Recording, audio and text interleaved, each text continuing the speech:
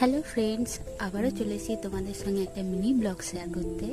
তো দেখতে পাচ্ছ আমরা চলে এসেছি ঘুরতে। কোথায় এসেছি সেটা তো দেখে বুঝতেই পারছো। আর এই যে এই দিকটা দেখো কত ফসল চাষ হয়েছে। আর আগেতে দেখো আমার ছেলে আর বর যাচ্ছে। ছেলে এখন হাঁটতে পারবে না বলেছে, তাই তার বাবা কোলে চেপে যাচ্ছে।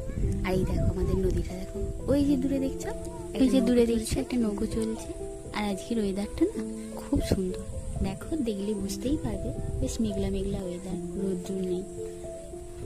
তোমরা জানিও আমাদের নদীটা কেমন একটা।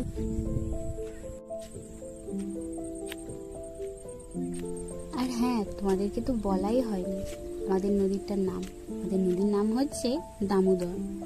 এই দামোদরকে নাকি আগেকার মানুষ আদিগঙ্গা বলতো।